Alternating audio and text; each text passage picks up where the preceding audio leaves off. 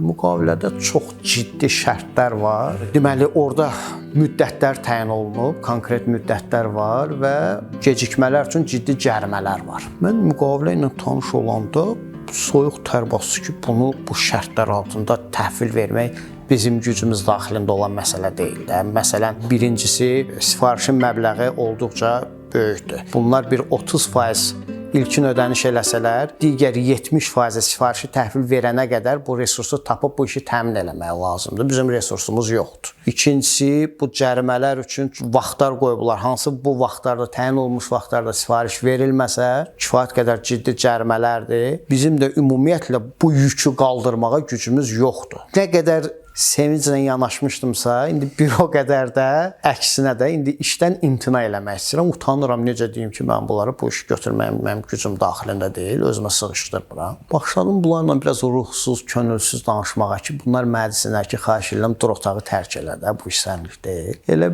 bu hissi qarşı tərəf sezdi. Dedi, ana, mən çox belə könülsüz danışırsınız, bu işi götürmək istəmirsiniz ki. Dedim, yox, istəyirik, niyə ki, yorğunam, üzr hesab eləyin, istəyirik. İndi mən də bir hüquqşünas işləməsəm də hüquqi təhsilim var da. Düşündüm ki, ani momentdə biz də müqavilənin müəyyən hissələrində özümüzü qorumalıyıq, sığortalamalıyıq da.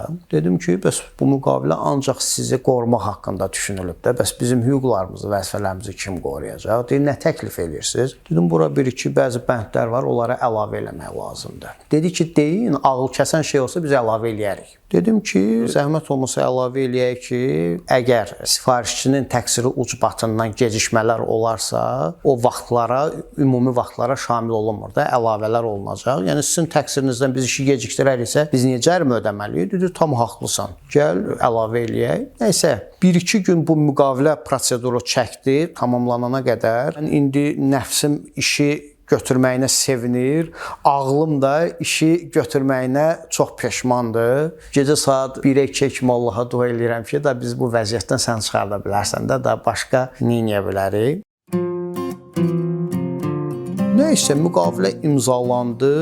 Mən qarşı tərəfə dedim ki, onda belə eləyək də, siz mənə direktora, memarın, bir də işi inşaatda kim bizdən təhvil olacaq, o 3 nəfərin e-maillarını verin. Deməli, təsəvvür eləyin ki, hər gün otururam gecə saat 1-də, 2-də, bütün istehsalat haqqında rapor yazıram. Bugün hansı işləri gördük, yerində olduq, bizim əməkdaşımız filan hissələrin ölçülərini götürüldü, amma filan hissələr ölçülə bilmədi. Xahiş edirəm, şərait yaradım, biz ölçüləri götürək yerindən.